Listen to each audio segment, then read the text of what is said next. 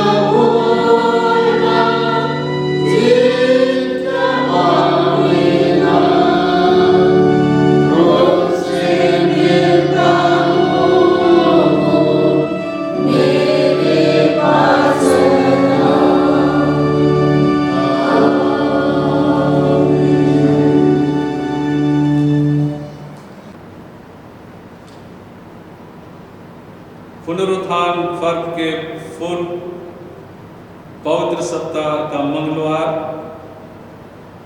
का गलत प्रार्थना हम करें। हे परमेश्वर, तेरा धन्य पुत्र यीशु ख्रीस्त ने अपने मृत्यु के द्वारा मृत्यु की शक्ति को नष्ट किया और अपने फिर जी उठने के द्वारा हमारे लिए अनंत जीवन की आशा की पुनः जागृत की। दया से आवर देख हम जिन्होंने इस आनंदमय आशा के साथ नया जन्म पाया है उसकी शांति में बने रहें तथा संसार में मृत्यु पर उसकी विजय को प्रकट करे। उसी के द्वारा सो तेरे और पवित्र आत्मा के साथ एक परमेश्वर अब सदा जीता और राज करता है। आमीन।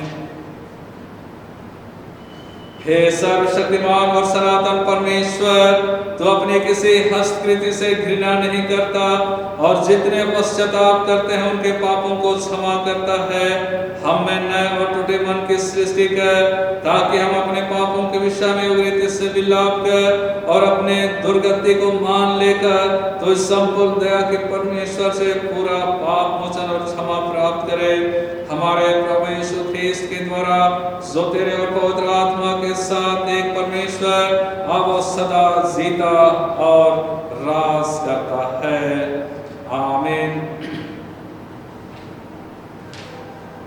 हे प्रभु परमेश्वर के अत्यंत स्वयं ने हमारे महान प्रधान याजक तो अपने पिता की आज्ञा पालन करने में किसी भी बात व दुख से नहीं हिचका और अंत तक हमसे प्रेम रखता रहा। हम तुझे दंडवत करते और इस कारण धन्य मानते हैं कि तूने अपने क्रूस और अमूल्य लोह के द्वारा जगत को छुड़ा लिया है।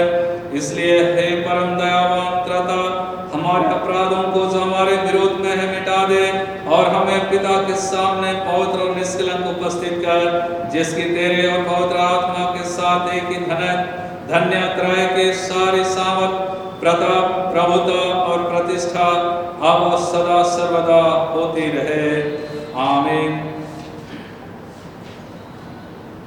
हम बीमार जनों को अपनी प्रार्थना में स्मरण करें। हे सर्वशक्तिमान पिता, जीवन और आरोग्यता के दाता, हम विनती करते हैं कि सब रोगियों पर दया दृष्टि कर, विशेषकर उन पर जिनके लिए हमारी प्रार्थना चाही गई है, उन पर और उनकी सेवा करने वालों पर अपनी आशीष सुनने।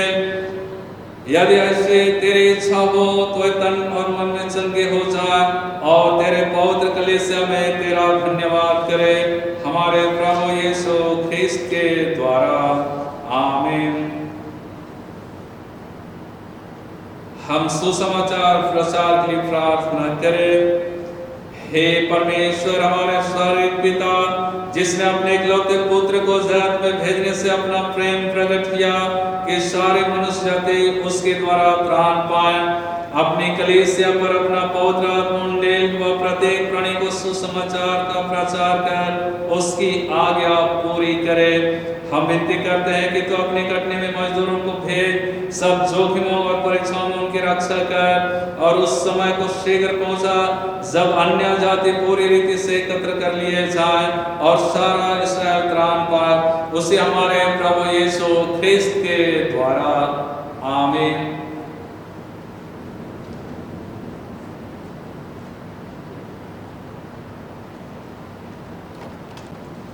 यशायाह नबी की पुस्तक उसके 49वें अध्याय और उसके 1 पद से आगे।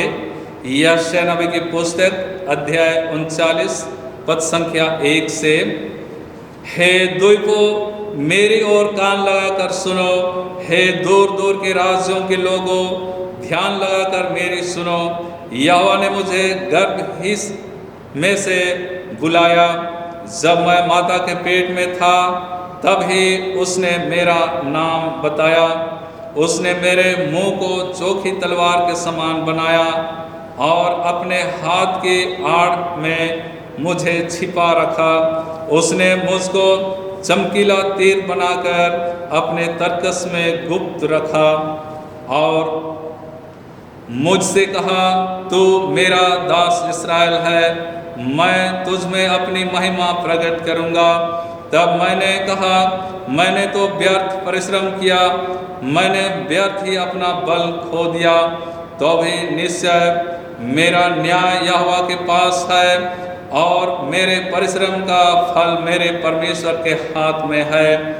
अब यहोवा, जिसने मुझे जन्म ही से इसलिए रचा कि मैं उसका दास होकर याकूब को उसकी ओर लौटा ले आऊं, अर्थात इस्राएल को उसके पास इकट्ठा करूं, क्योंकि यहोवा की दृष्टि में मैं आदर योग्य हूँ और मेरा परमेश्वर मेरा बल है। उसी ने मुझसे यह भी कहा है, या तो हल्की सी बात है कि तू याकूब के गोत्रों का उद्धार करने और इस्राएल के रक्षित लोगों को लौटा ले आने के लिए मेरा सेवक ठहरे। मैं तुझे जाति जाति के लिए ज्योति ठहराऊंगा कि मेरा उद्धार पृथ्वी की एक ओर से दूसरी ओर तक फैल जाए। जो मनुष्यों से तुच्छ जाना जाता, जिससे जातियों को घृणा है और जो अपराधियों का दास है, उससे इस्राएल का छुड़ाने वाला और उसका पवित्र अर्थात यहोवा यूं कहता है, राजा उससे देखकर खड़े हो जाएंगे और हाकिम दंडवत करेंगे। या यहोवा के निमित्त होगा जो सच्चा और इस्राएल का पवित्र है और जिसने तुझे चुन लिया है। या परमेश्वर का वचन है। परमेश्वर का धन्यवाद हो।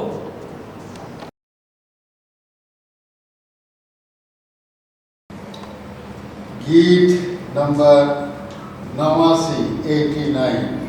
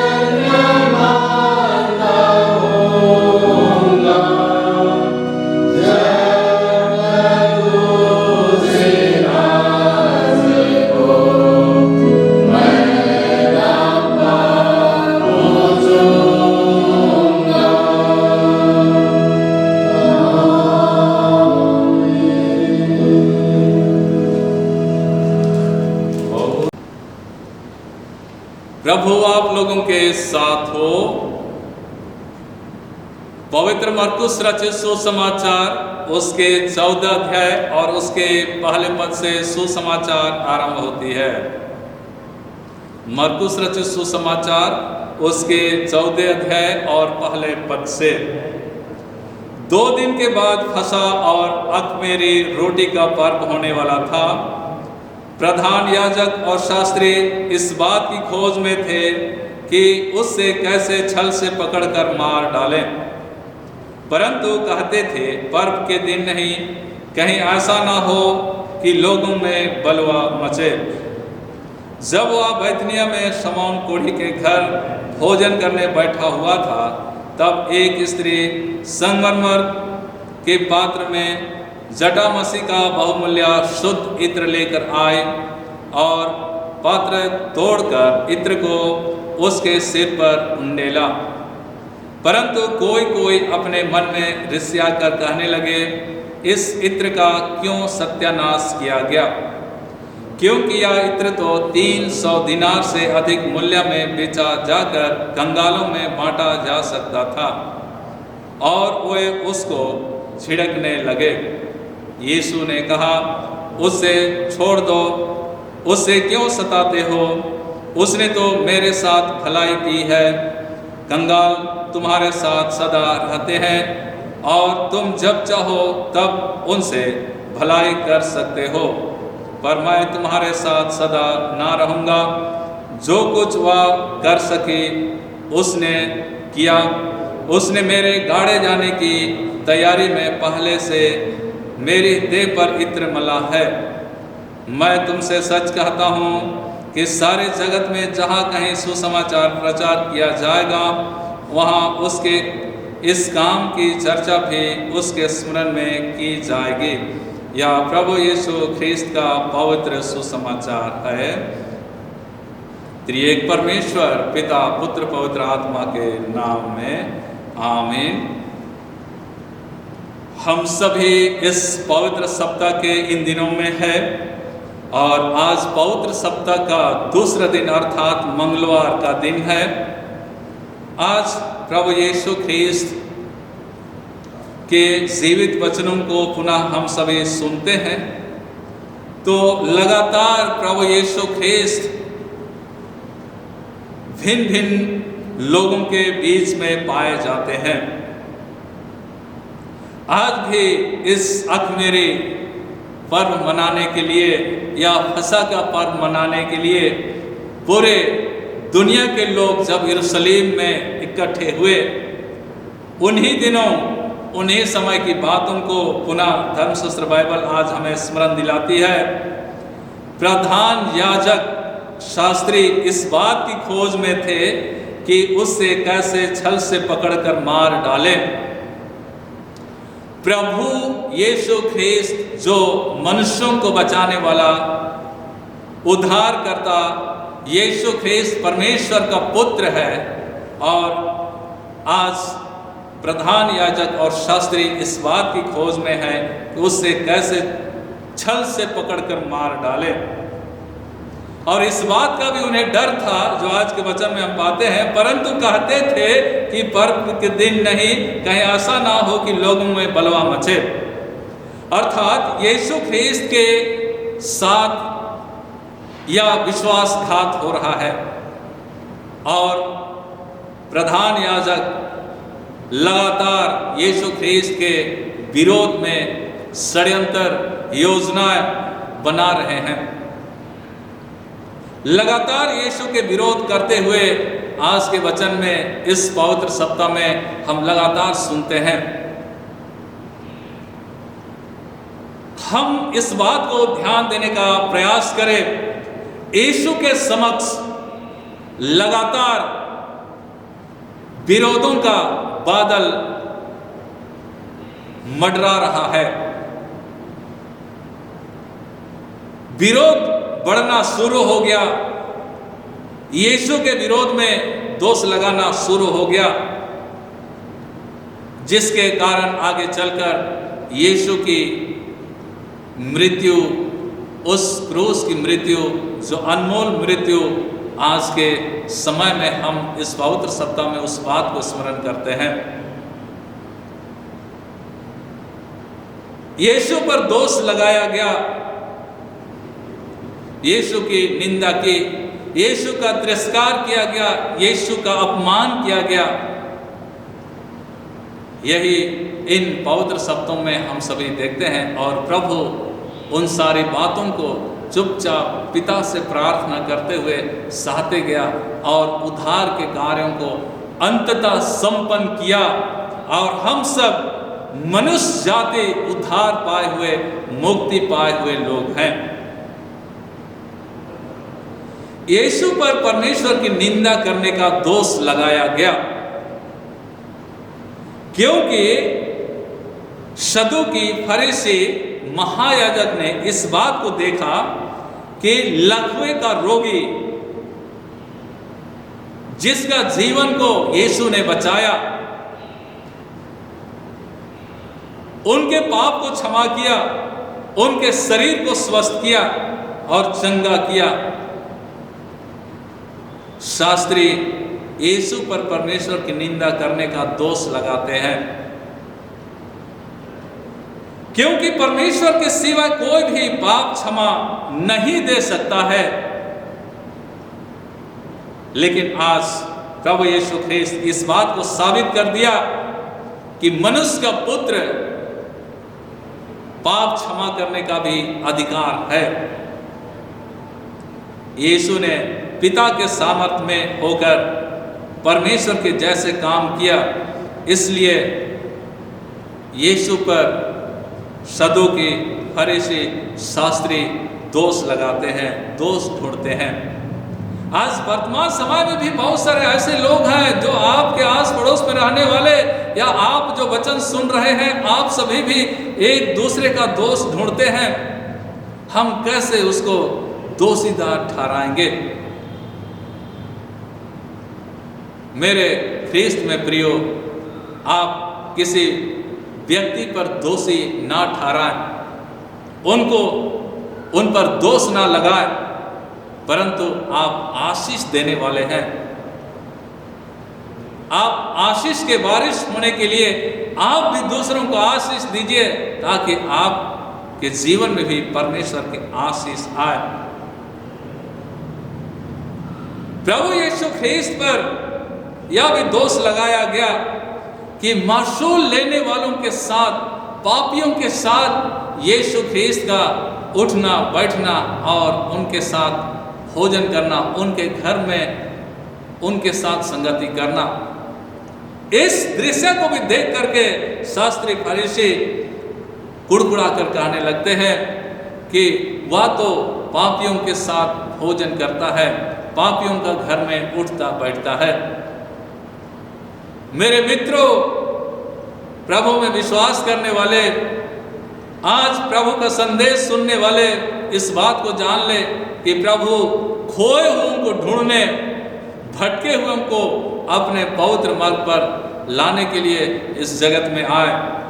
और इसलिए प्रभु ने उन खोए हुओं को ढूंढते हुए उन पापियों की संगति में जा करके उनके आत्मा को, उनके जीवन को बचाया। पापियों के साथ प्रभु यीशु ख्रिस्त का संगति आज हमें भी उन पापियों के लिए, उन विरोधियों के लिए, उन सताने वालों के लिए प्रार्थना करना है।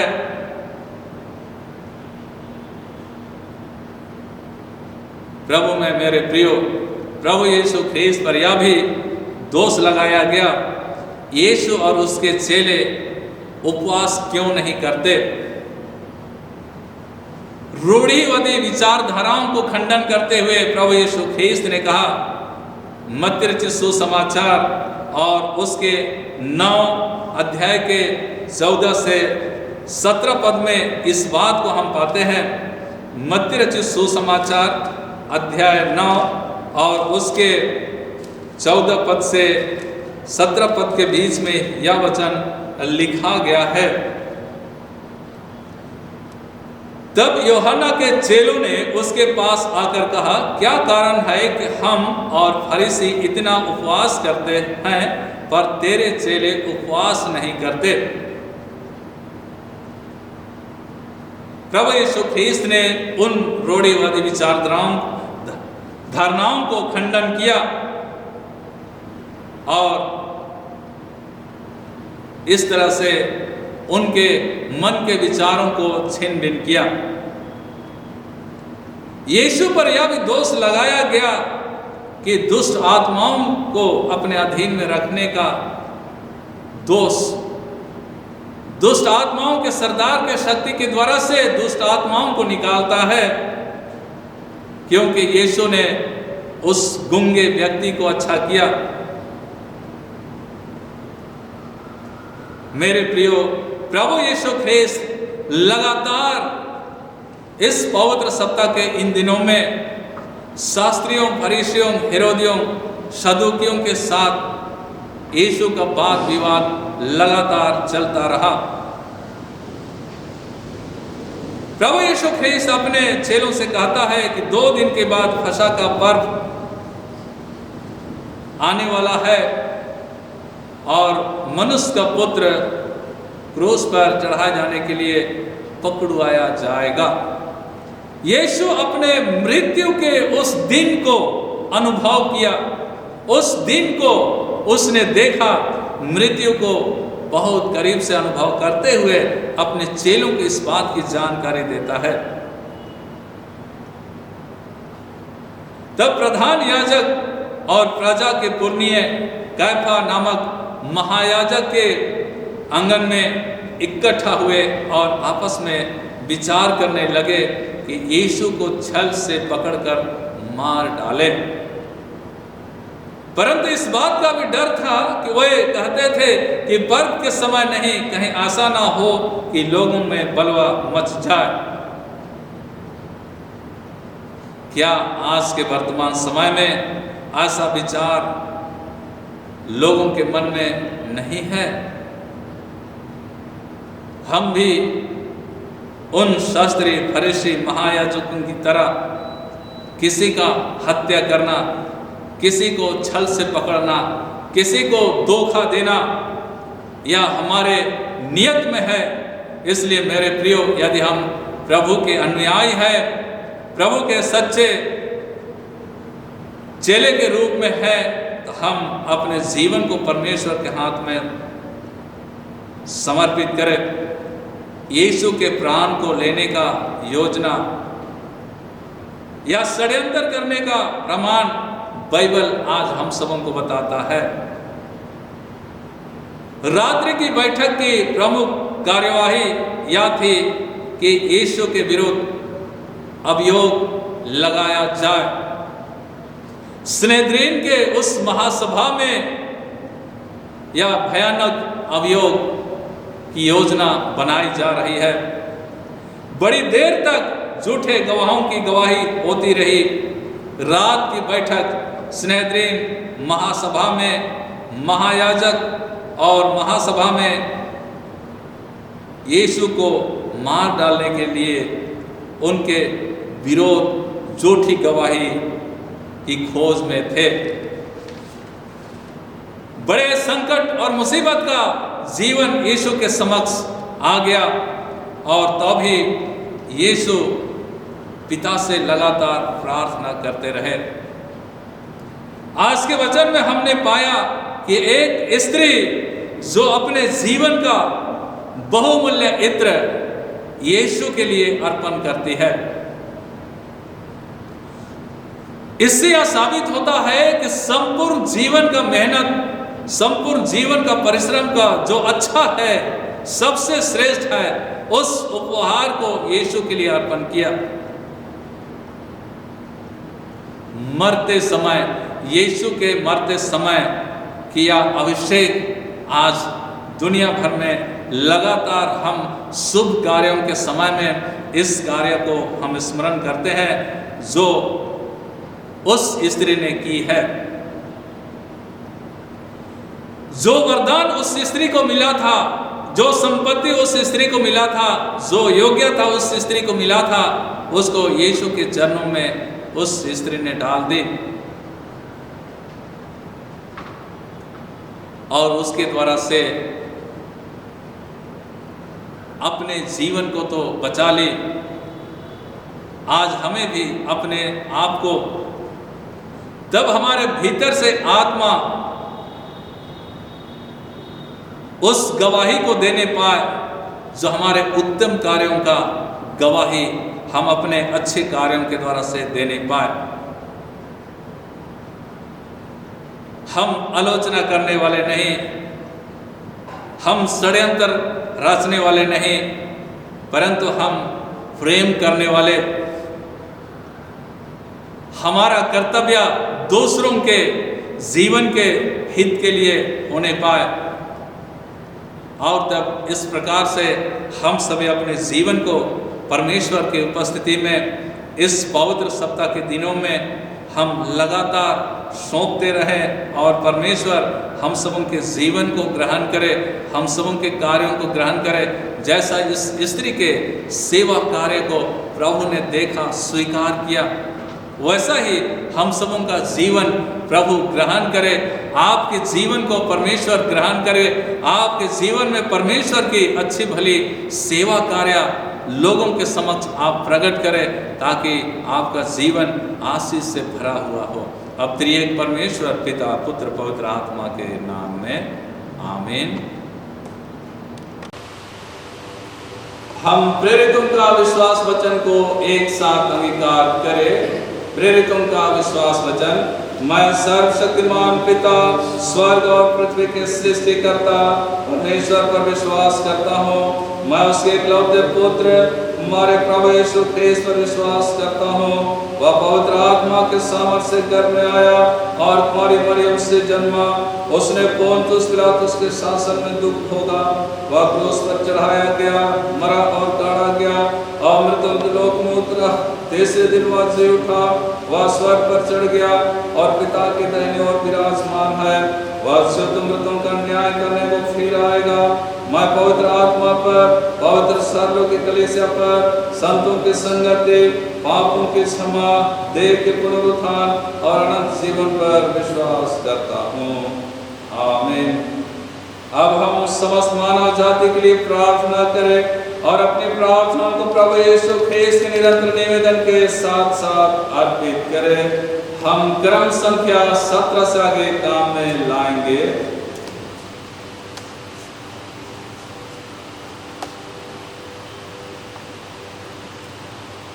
प्रिय भाइयों और बहनों, हमारे प्रभु यीशु ख्रीस्त ने कहा है, प्रभु हमारा परमेश्वर ही एकमात्र प्रभु है।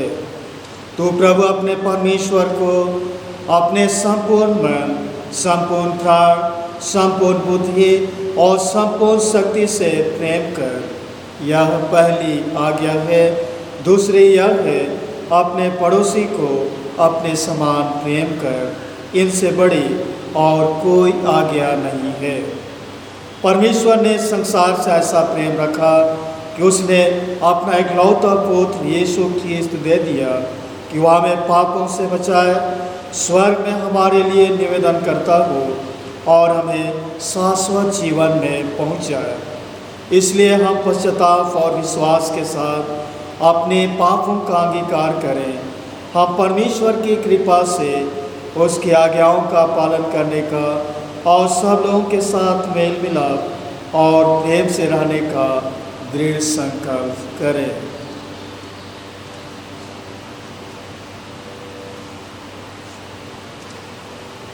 एक साथ प्रार्थना करें। हे सर्वशक्तिमान परमेश्वर, हमारे स्वर्गीय पिता, हमने मन वचन और कर्म से तेरे विरोध और एक दूसरे के विरोध पाप किया है। हमने अपनी अज्ञानता और दुर्बलता के कारण और जानबूझकर भी बुराई की है और भलाई करने में असफल रहे हैं। इन सब पापों के लिए हम सचमुच खेदित हैं और अंतःकरण से पश्चाताप करते हैं। तेरे पुत्र यीशु ख्रीस्त ने हमारे लिए प्राण दिए, उसी के कारण हमने जो पाप किए उनको क्षमा कर और यावर दे कि भविष्य में नया जीवन पाकर सदा तेरी सेवा करें, ताकि तेरे पवित्र नाम की महिमा हो। आमीन। सर्वशक्तिमान परमेश्वर उस सबको क्षमा करते हैं जो एक दूसरे को क्षमा करते सच्चा पश्चाताप करते हैं। वह हम पर दया करे, हमारे सब पापों को क्षमा करे, उस समय छुटकारा दे, सब भले कामों में हमें सिर्फ सबल करे और शाश्वत जीवन में बनाए रखे। आमीन। परमेश्वर का धन्यवाद हो। हम शांति अभिवादन के लिए हम सब मिलकर ख्रीस्त के देह हैं। हम सब ने एक आत्मा द्वारा एक देह में बपतिस्मा लिया है। हम ऐसे कार्य में संलग्न रहे जिनसे शांति मिलती और एक दूसरे का निर्माण होता है। प्रभु की शांति सदा आप सबों के साथ रहे और आपके साथ ही रहे। अब हम श्रद्धा और पवित्र भक्ति भाव के साथ अपने भेंट दानों को प्रभु को अर्पण करते हुए गीत गाएंगे।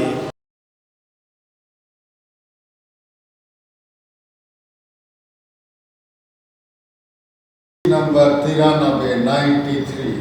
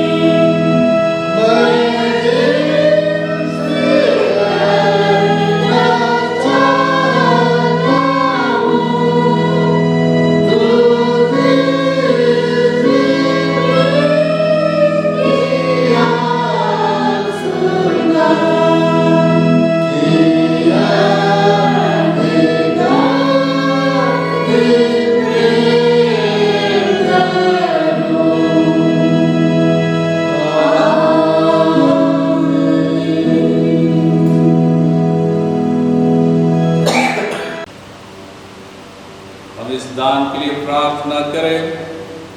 हे पिता परमेश्वर, हम तेरा धन्यवाद करते हैं जो दान तूने हमें दिया है, और हम सभी तेरे नाम की महिमा के लिए, तेरे उत्तम कार्यों के लिए हम यह दान तेरे हाथ में अर्पण करते हैं।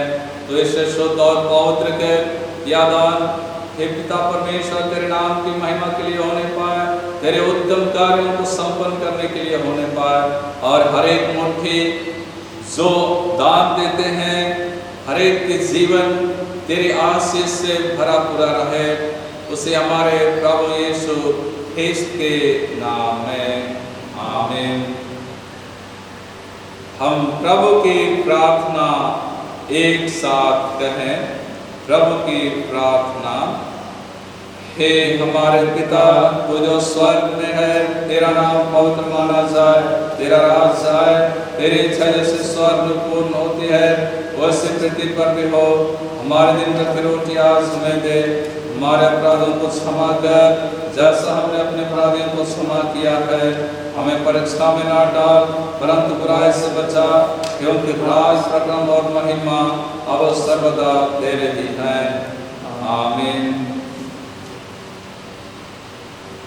परमेश्वर की शांति जो सारे समझ से परे है,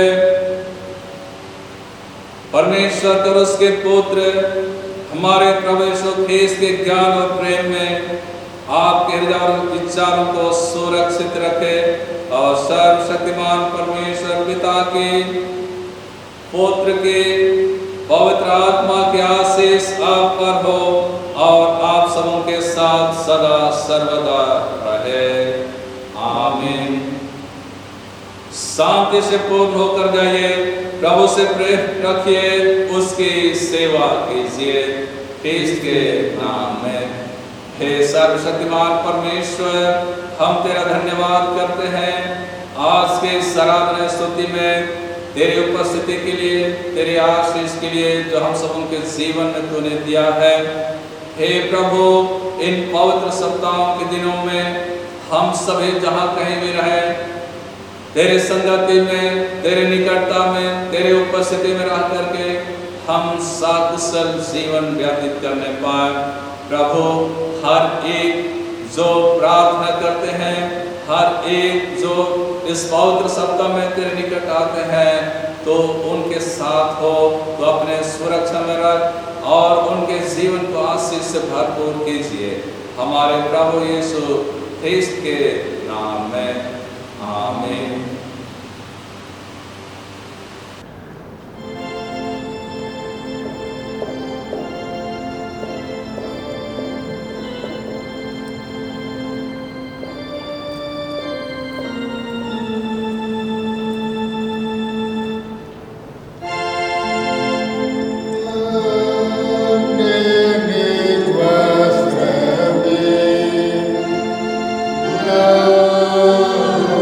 Oh